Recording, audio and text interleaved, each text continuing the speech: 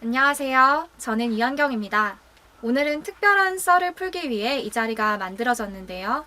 바로 사람 나병택을 만나다 라는 토크쇼를 진행해 보려고 합니다. 저와 함께 오늘 프로그램을 진행해 주실 분들이 계신데요. 먼저 최수용 선생님. 예, 안녕하십니까. 청주명학교 청우회 사업부장을 맡고 있고요. 당산동에서 서울보건안마센터를 운영하고 있는 최수영입니다. 오늘 날카로운 질문을 좀 통해서 사람 나병택을 좀 알아보도록 하겠습니다. 네, 감사합니다. 다음은 김유미 선생님.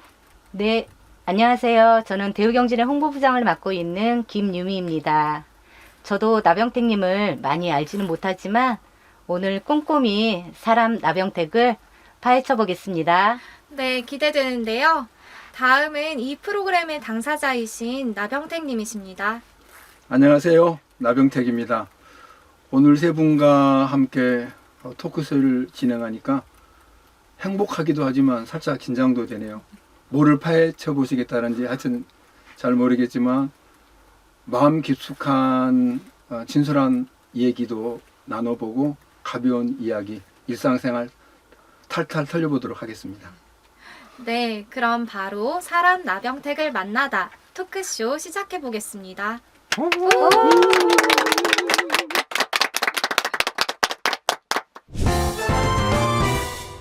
그럼 본격적으로 이야기 나누기 전에 나병택님에 대해 기본 정보를 알고 가야 할 것 같은데요. 한번 확인해 보겠습니다.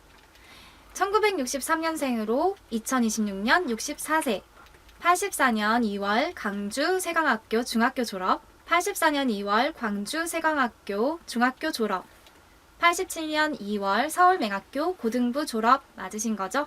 네, 제 호구조사 잘 하셨네요. 예, 영경쌤 말씀대로 서울에 와서 고등학교를 졸업을 했고요. 후배 권유로 방송통신대학교에서 교육학을 전공을 했습니다. 그리고 총신대학교에서 사회복지 공부를 석사로 졸업을 하고 2009년에 국가고시 1급에 합격을 하고 지금에 이르고 있습니다. 아, 서울매학교 나오셨다고 하니까 저도 서울매학교를 나왔는데 제가 태어나기 전에 졸업을 하셨어요. 선배님이시네요. 저는 21기인데 혹시 몇 기로 졸업하셨습니까? 저 43기입니다. 맞아요. 태어나기 전에 제가 졸업한 건 맞습니다. 네, 그런데요. 안마원도 하시고 세강 동문회 회장님도 하시고 그에 어떤 일을 또 하셨어요?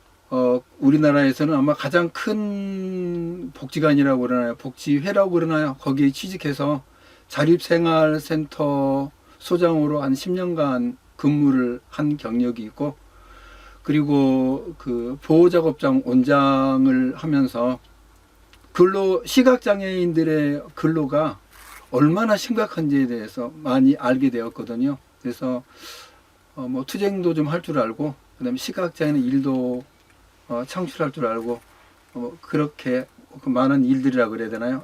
여러 가지 일을 했습니다. 아, 네. 토크쇼 들어가기 전에 일명 호구조사를 해봤는데요.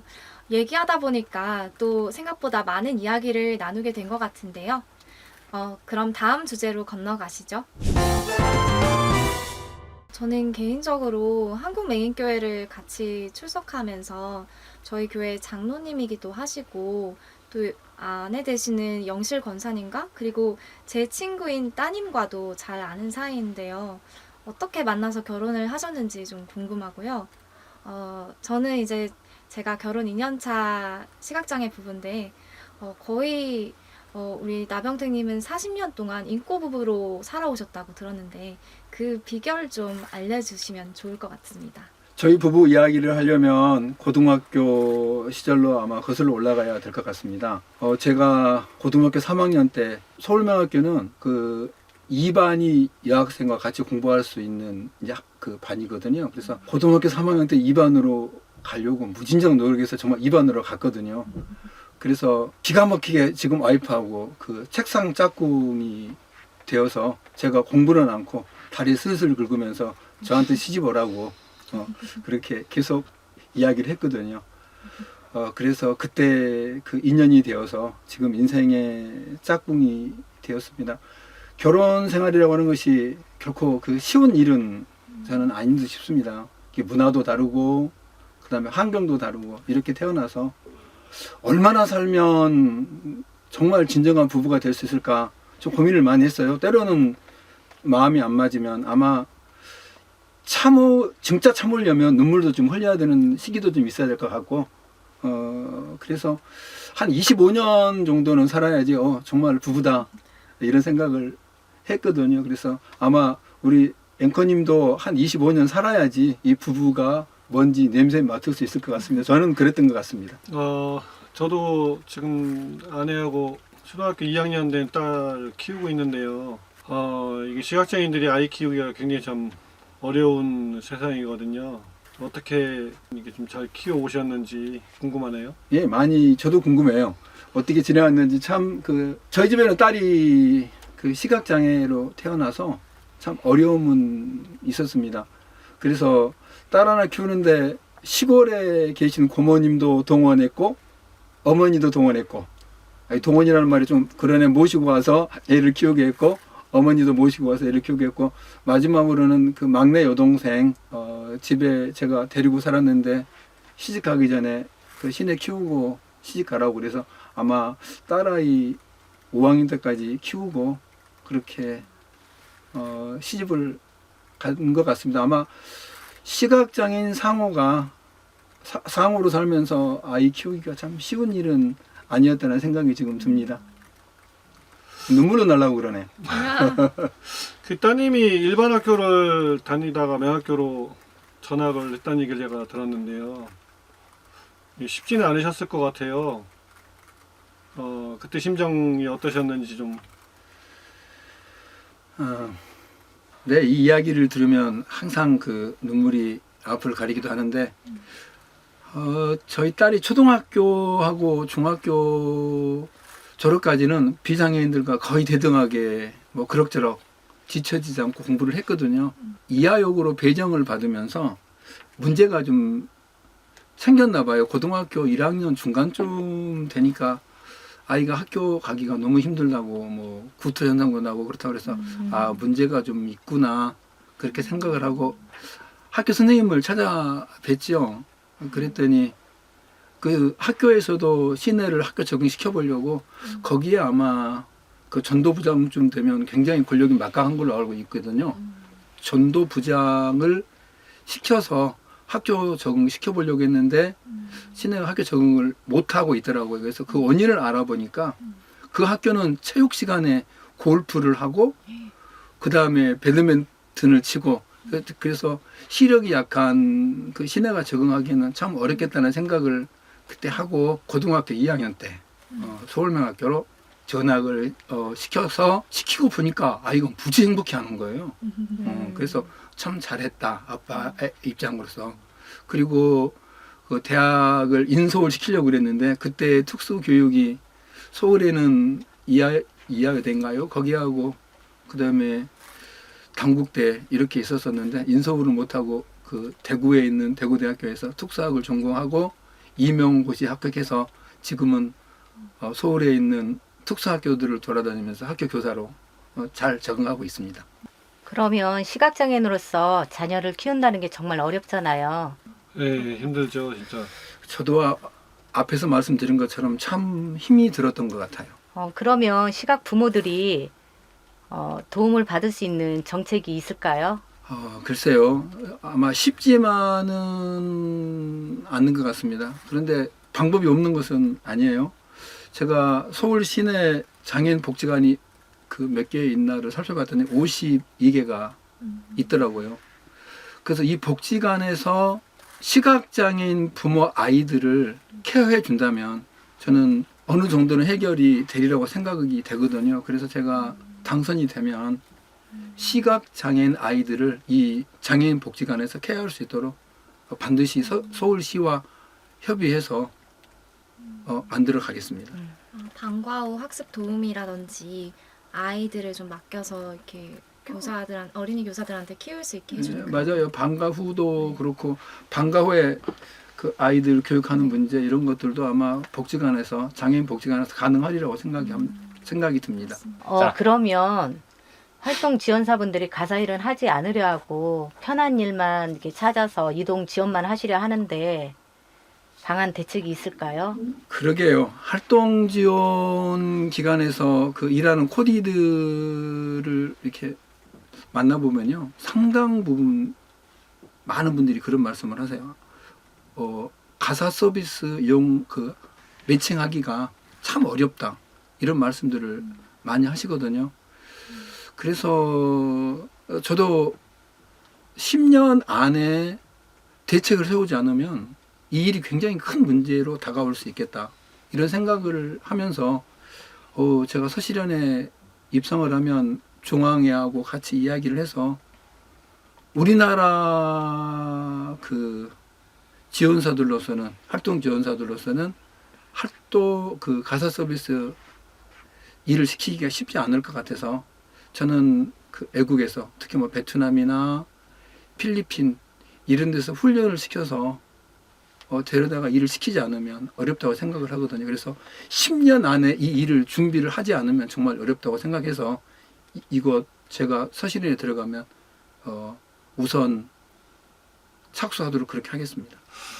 예, 그 혹시 뭐 그 가사일 뭐 활동보조 얘기다 보니까 생각났는데 혹시 후보님은 그러면은 집에서 혹시 뭐 이렇게 음식 같은 거 해드시는 거 좀 있을까요? 뭐 좀 소개해줄 만한 거 있으시면 좀 알려주시죠.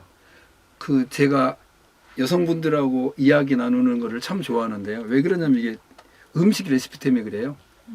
라면은 그냥 기본적으로 그 펄펄 잘 끓여낼 수 있고요.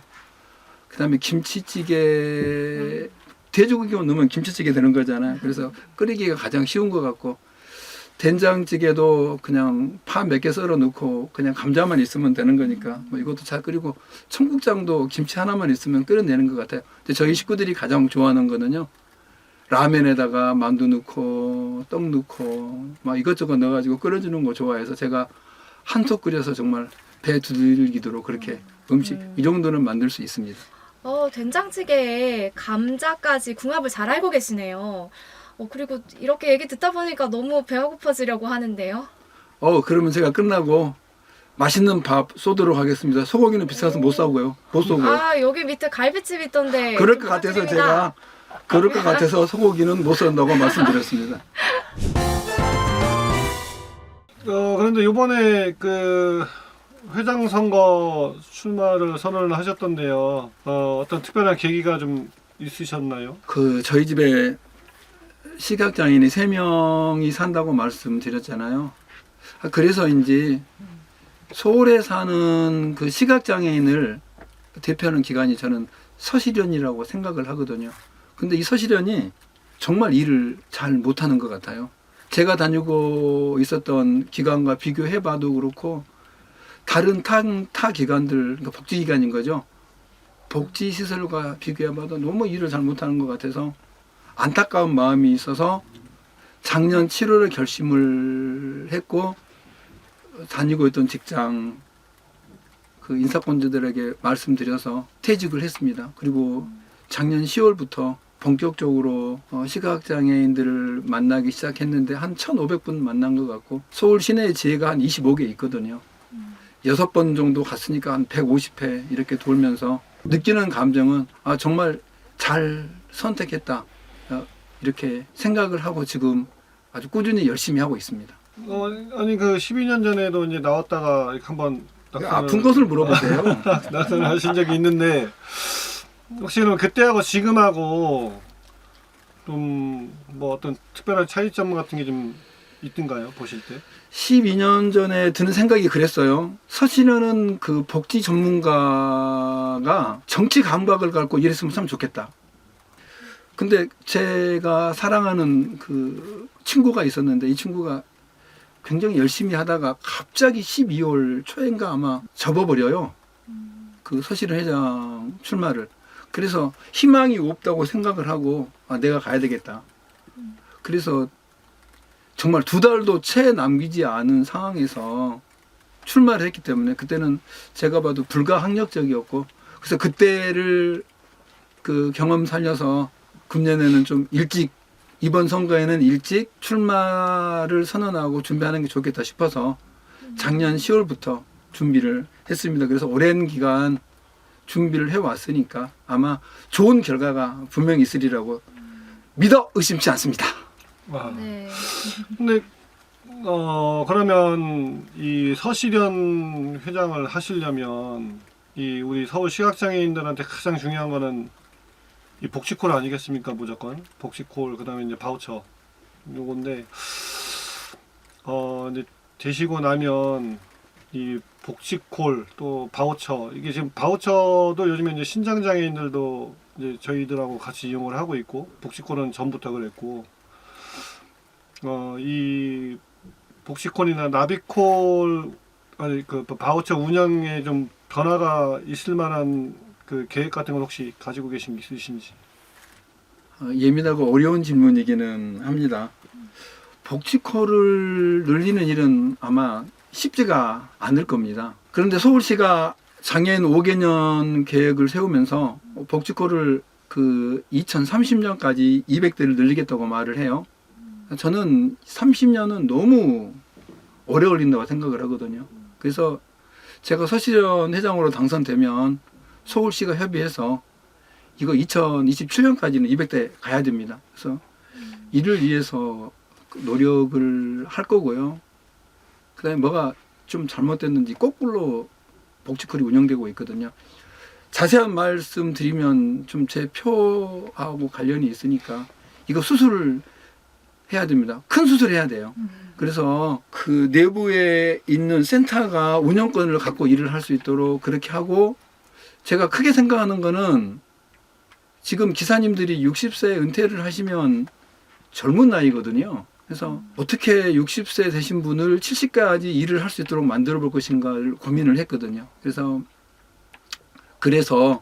제가 서시련에 들어가면 그 서울시와 협의해서 서시련 안에 운수회사를 만들려고 그래요. 운수회사를 만들어서 60대 은퇴하신 분들을 다 서울시가 택시를 사주고 그 지금 택시 요금제로 운영을 하면 기사님들도 좋아하지 않을까. 우리가 물론 내고는 바우처 택시 요금제 아니요, 예 맞습니다. 예 바우처 그걸로 바우처 택시 요금제 운영을 하면 기사님도 좋아하고 그다음 훈련된 기사님들이 떠나지 않으니까 우리 시각장애인들에게도 많은 도움이 될 수 있겠다 이런 생각을 해보고 있거든요. 그래서 이 일이 될 수 있도록 할 거고 많은 기사님들이 여기 동의를 하고 있습니다. 그래서 아마 좋은 일이 생길 것 같습니다. 저도 이제 얘기 들으면서 생각해보니까 진짜 고령화 사회라고 하는데 복지콜 기사님들 입장에서도 좀 그거에 맞는 일자리가 매력적인 일자리가 되어야겠고 또 말씀하신 것처럼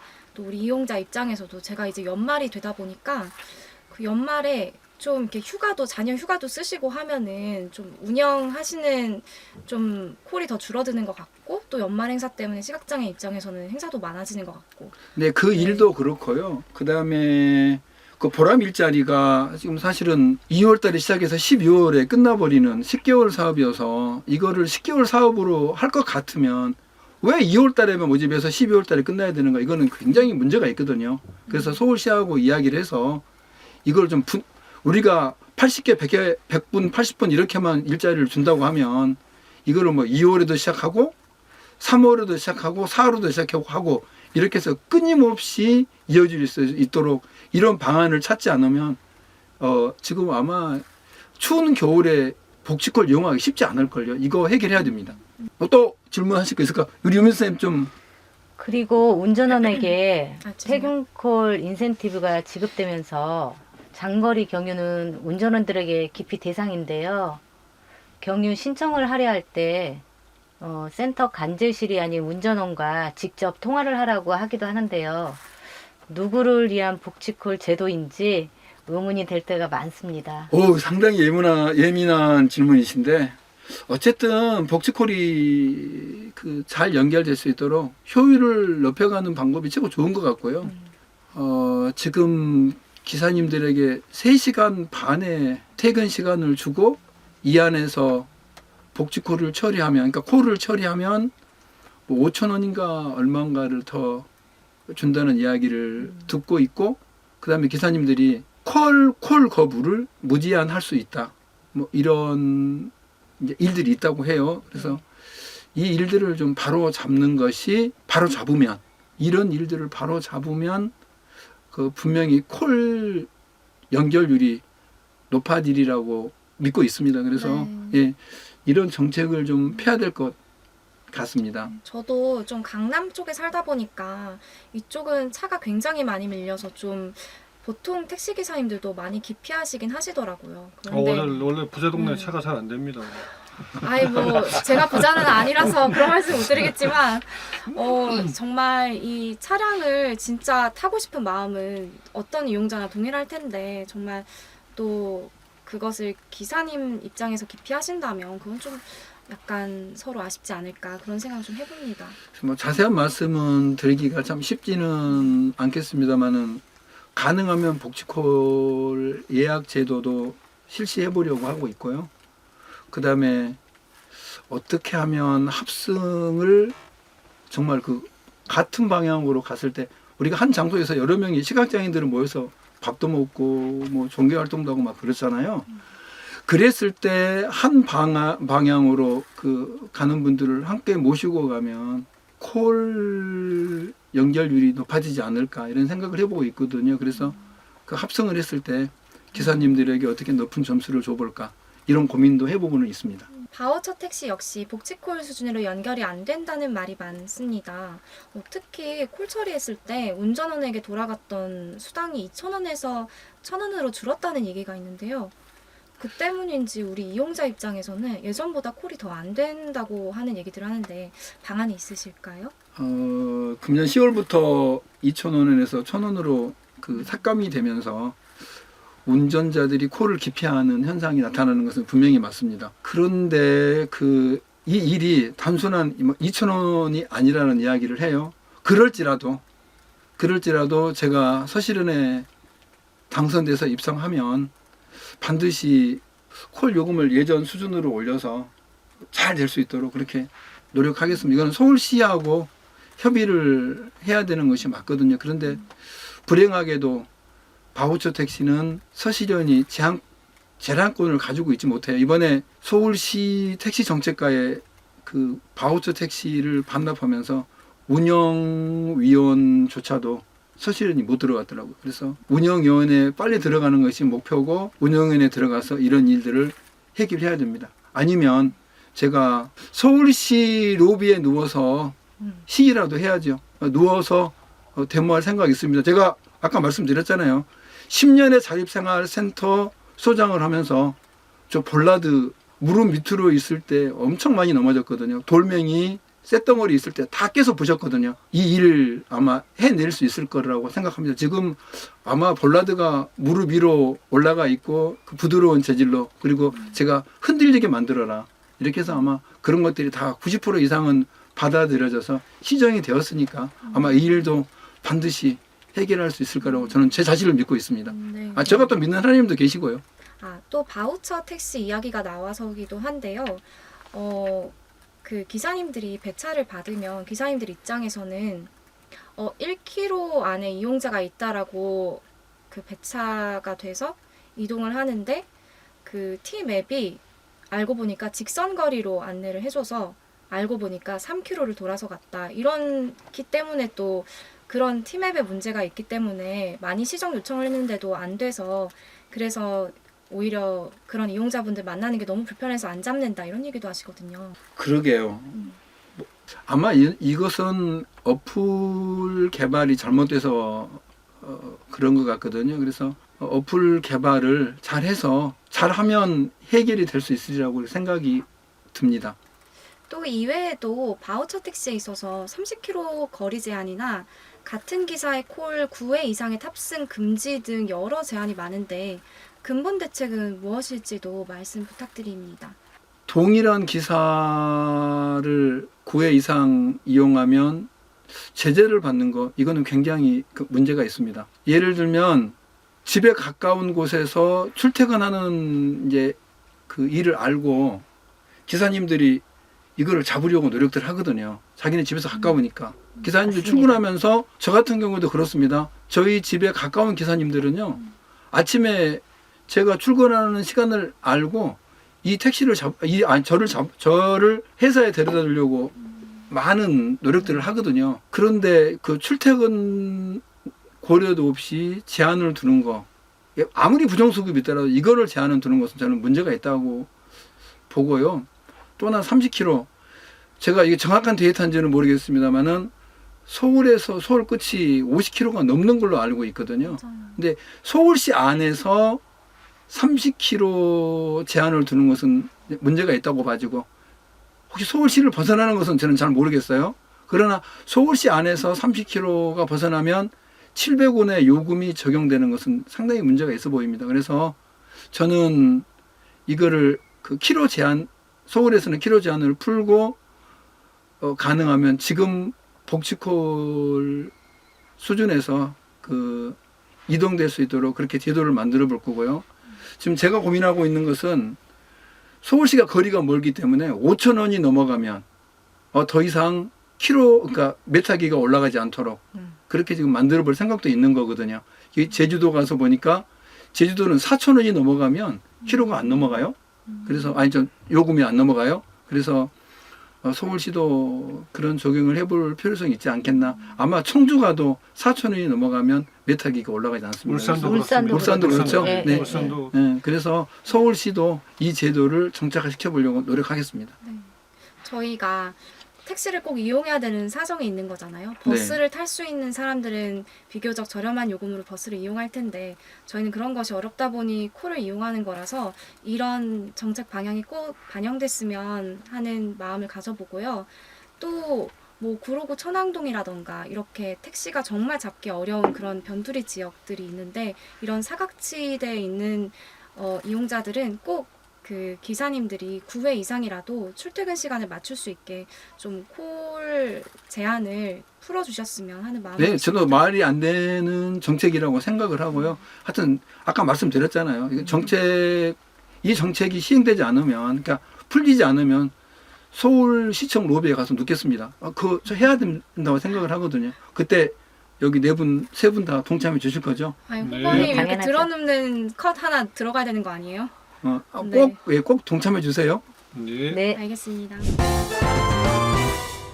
이동권에 관해서 얘기를 나누다 보니까 이곳 스튜디오가 후끈 달아오른 것 같은데요. 좀 뜬금없지만 혹시 후보님이 좋아하는 노래 있으시면 한 소절만 부탁드릴게요. 이게 노래를 시키니까 안경을 만지게 되네요. 요 근자에 그 별빛 같은 나의 사랑아 열심히 한 번씩 불러보는데 지금 제가 목소리가 현찮잖아요. 그래도 현찬한 목소리로 부르라고 한번 불러보긴 하겠습니다. 괜찮습니다. 한 소절만 부탁드릴게요. 당신이 얼마나 내게 소중한 사람인지 세월이 흐르고 보니 이젠 알 것 같아요. 땡. 땡. 와, 아니 근데 이 영상을 보실 사모님과 우리 따님께서 아주 너무 좋아하실 것 같은데요? 아니요, 이거 가족을 위해서 부른 게 아니고요. 네. 우리 유권자들께서 저 얼마나 사랑하는지 제 마음을 보여드린 거예요. 그래서 유권자님께서 듣고 저를 표로 연결해 주셨으면 참 감사하겠습니다. 서시련 회장은 서울에 살고 있는 시각장애인들 위해서 이동권 외에도 다양한 이슈에 관해서 일을 하셔야 할 텐데요. 어떤 걸 좀 준비하고 계실지 간단히 말씀 부탁드립니다. 제가 앞에 모두에서 그 두 가지 말씀은 드린 것 같고요. 이동권 문제, 그 다음에 가사 지원 서비스, 그 다음에 세 번째로 하고 싶은 거는 그 아까 말씀드렸던 자녀 교육 문제가 들어가 있고요. 그 특화된 요양원이라고 그래야 될까요? 시각장애인의 특화된 요양원 시설도 하나 필요해 보이기는 해요. 예전에 그 서울명학교가 농학교랑 같이 그 합병해서 공부를 할 때 농학교 다니는 학생들이 시각장애인 국에 있는 고기를 다 건져 먹었다는 그 이야기를 듣고 많이 웃은 적이 있거든요. 이제 최근 들어서 시각장애인들이 그 요양원 시설에 이렇게 들어가서 입소하면 치매 어르신들께서 밥 갖다 많이 먹어버린대요. 많이 드신다는 이야기를 들으면서 특화된 요양시설도 하나 만들었으면 좋겠다. 이런 생각을 해보고 있고요. 그리고 지금 서실현에 돈이 없다고 해요. 그래서 이 예산을 어떻게 만들어 볼 것인가 고민을 하고 있거든요. 그래서 후원금을 개발할 수 있는 그 후원팀을 만들어서 운영하는 것이 좋겠다고 좀 보여지고, 또 하나는 시각장애인을 고용을 많이 해야지 고용장려금이 생기거든요. 그래야지 서실현에 예산이 많이 생겨요. 그래서 보호작업장도 만들고, 아까 자립생활센터도 만들고, 가능하면 근로사업장도 만들어서 시각장애인들을 많이 채용할 수 있도록 그렇게 노력해 보려고 하고 있습니다. 그러면은 그 사회복지사 단양과 경력이 좀 있으신데 이게 혹시 서실현 일하시는데 좀 도움이 좀 많이 되실까요? 사회복지사 글쎄요, 하여튼 제가 16년간을 서실현 회장이 되기 위해서 노력을 했거든요. 그거는 이제 뭐냐면 제가 사회복지사 16년의 경험을 이야기하는 겁니다. 그래서 우선은 그 아무것도 모르고 서실현에 들어가면 뭐 예산 편성이 어떻게 돼 있는지, 그 다음에 직원들을 어떻게 교육해서 그 다음에 일을 시켜야 되는지, 아마 업무 매뉴얼이 뭔지도 모를걸요. 사회복지 경험이 없으면. 저는 이런 내용들을 잘 알거든요. 예산 편성 잘 알고, 그리고 업무 매뉴얼 늘 체크 잘 했고, 그러면 이 업무 매뉴얼이 기사님들 업무 매뉴얼도 있을 거 아니에요. 이런 거 잘 체크하면 그 서실현이 잘 돌아갈 수 있을 것 같아서, 이거는 복지사로 16년 그 경험과 굉장히 상통하리라고 보고 있습니다. 부럽습니다. 저는 복지사 자격증이 장농복지사입니다. 장농복지사 예. 빨리 꺼내세요. 꺼내셔서 한 20년 정도 됐는데 예, 아직까지는 어디 써먹어 본 적이 없어요. 네, 모두에 말씀드렸지만 저는 사회복지사 취득하자마자 복지 인사권자에게 바로 전화를 드렸어요. 1급 취득했다. 아마 조사해보니까 그 1급 복지사 시험이 시작되면서 제가 4번째로 합격을 했다고 그래요. 그래서 나 유능한 사람이다 이렇게 말씀드리고 복지관에 바로 입사했던 그런 기억이 있습니다. 그래서 저기 원장님께서도 빨리 꺼내서 전화하세요. 저는 안마원을 열심히. 그럼 혹시라도 만약에 그러면 회원들 유권자들한테 선택을 좀 받으시면 가장 먼저 좀 해보고 싶은 일이 어떤 일이 있으신지. 아까 말씀드린 것처럼 이동권 문제가 뭐 가장 우선 순위인 것 같고요. 그다음에 그 모두에 말씀드렸죠 그것처럼 가사 서비스. 근데 제가 늘 주장했던 게 장애인 서비스는 개별화로 가야 된다고 하는 것이 예전부터 주장했던 일인 거거든요. 그런데 개별화로 하다 보니까 그럼 우리가 어떻게 하나로 합쳐져서 서실현을 굴러가야 될 것인가는 고민이 참 많이 생겨요. 우리는 하나다. 그러려면 서로 자기 주장하지 않고 양보도 해야 되는 거거든요. 그래서 그 회원들을 같이 끌고 이렇게 서실현을 운영하기 위해서는 아까 말씀드렸던 것처럼 그 공동체 의식을 심어주는 것이 굉장히 중요하다고 생각하고 있거든요. 그래서 그래야지 시위도 하고 뭐 좀 단합대회도 하고 밥도 같이 먹고 때로는 술도 같이 먹고, 그 다음에 제가 돌아다니면서 가장 많이 느꼈던 거, 지혜가 발전해야지 시각장애인들이 행복할 수 있다. 왜냐하면 요즘에 쉼터들이 많이 발생이 되면서요, 많이 생기면서 회원들이 참 많이 모여요. 그래서 그 회원들을 어떻게 행복하게 만들 것인가, 결국은 예산 지원이거든요.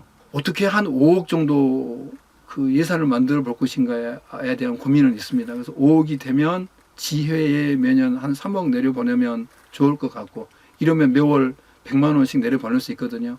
그리고 서울 시내에 작은 모임들이 한 100개 정도 있어요. 이 100곳에 1년에 200만 원씩, 뭐 또 큰 데는 조금 더 지원할 수도 있겠죠. 그러면 한 2억 지원했으면 좋겠다. 이 꿈이에요. 그래서 이 꿈인데 제가 이거는 정말 기업들하고 진솔하게 이야기를 하겠습니다. 그리고 언론 플레이 하면 언론 플레이 해주면 이 기업들이 참 좋은 일 한다. 언론 플레이 하면 아마 지원이 가능하리라고 생각이 되거든요. 그래서 하여튼 이런저런 많은 생각들은 가지고 있는데 그 서실현 들어가서 구체적인 방안은 내부 사정을 좀 들여다보면서, 그리고 제가 큰 복지관에서 근무하면서 이런 거 많이 봤잖아요. 그래서 보면서 왜 이곳은 발전하는데 서실현은 이 모양 입꼴인가. 그래서 사실은 잘 다니던 직장 치웠어요. 버렸다고 생각해도 돼요. 저 이런 말씀 드리면 어쩔 줄 모르겠습니다만은 한 4년 직장 다니면 3억 연봉 되거든요. 4년 안에. 근데 버리고 나왔으니까 저 지지해 주시면 꿈도 있고 포부도 있고, 저 서실현만 생각하면요 가슴 뛰어요. 할 일이 너무 많아서. 그래서 저 밀어주시면 정말 최선을 다해서 일하겠습니다. 네, 말씀하신 것처럼 우리 시각장애인들이 좀 하나로 목소리를 모아야 또 이런 가사 서비스와 같은 그런 개인 서비스들도 발전을 하고, 또 이런 대표성을 띠는 서실현, 한실현 기관들이 또 우리의 목소리를 한데 모아줄 수 있는 기관이 되어야 하는데, 그것에 있어서 우리 후보님께서 되신다면 많은 역할을 해주실 수 있다라는 말씀으로 이해를 했습니다. 감사합니다. 예, 맞아요. 그래서 분명히 아까도 말씀드렸지만 서비스는 개별화. 그러나 권유공원은 공동체 의식이 없으면 절대로 안 돼요. 제가 자립생활센터 왜 한자연에 가입을 못 시켰냐면요. 서비스 포괄의 원칙이 안 된다. 그러나 투쟁은 포괄의 원칙으로 가야 된다. 권유공원은 포괄의 원칙으로 가야 된다. 그래서 저는 자립생활센터 개념도 모르는 놈이라, 이렇게 말하면 그러나 그 자립생활센터 개념도 모른다고 소문이 나가지고 한자연에 가입을 못했던, 아마 지금도 가입이 안 되고 있을걸요. 제가 워낙 강력하게 주장을 해놔서. 그래서 아마 개발원인지 기억이 잘 안 납니다만 김인희 교수 통해가지고, 박사입니다. 김인희 박사 통해가지고 활동 장애인 자립생활센터 서비스 개별화 해야 된다. 권유공원만 공동으로 가야 된다. 이거 논문 발표하라고 해서 논문 발표했거든요. 그리고 나서 지금은 아마 서비스는 개별화로 가고 있다고 그렇게 저는 알고 있습니다. 지회 발전에 대해서는 아까 언급을 미리 해주셨어가지고 또 해도 돼요. 네, 10번, 100번 말해도 지혜 발전을 해야 되는 일이 정말 많아요. 그러니까 아까 말씀드렸지만 가슴 뛰는 일이, 서실현이 지금 그 복주콜에 목을 메고 있어서 우리 시각장애인들이 제도적으로 뭐가 이렇게 만들어져서 정책이 이루어져야 되는데 그런 일들이 잘 안 되고 있거든요. 그래서 저는 제가 되면 한실현 중앙회하고 서실현은 한계가 있을 수 있는 부분들이 있거든요. 그래서 중앙회장님하고 어떤 분이 되실지는 모르겠습니다만은 친해져서 이 일을 정책적으로 이루어가지 않으면 굉장히 앞으로 아마 제도적으로 뭐가 만들기가 더 어려워질 것 같아서, 더 어려워지기 전에 서둘러서 해보고, 그리고 그 제 후임이 이제 서실현장이 되면 이걸 발판으로 이 일을 만들어갈 수 있도록 그렇게 추진하려고 생각하고 있습니다. 네, 오늘 말씀 나누면서 장로님이시자 서실현 예비 후보님을 더욱 많이 알게 된 것 같습니다.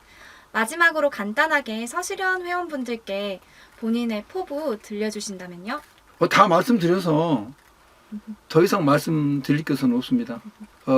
서실현 가게 되면 권익 옹호가 굉장히 중요하다고 생각이 드는 것이, 그 우리 회원들이 똘똘 뭉쳐주지 않으면, 그리고 지회장님들께서 똘똘 뭉쳐주지 않으면 이동권 문제 해결하기가 그렇게 쉽지 않거든요. 그리고 자녀 교육 문제도 그렇고요.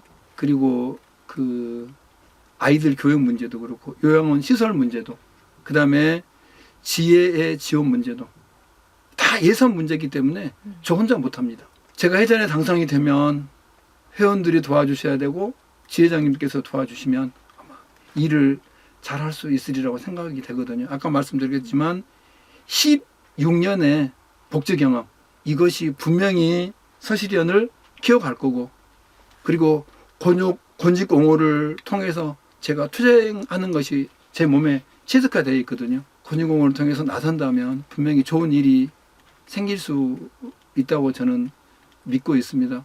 그 어둡고 그늘진 복지 반드시 불을 밝히는 촛불 나병택 되도록 노력하겠습니다. 감사합니다.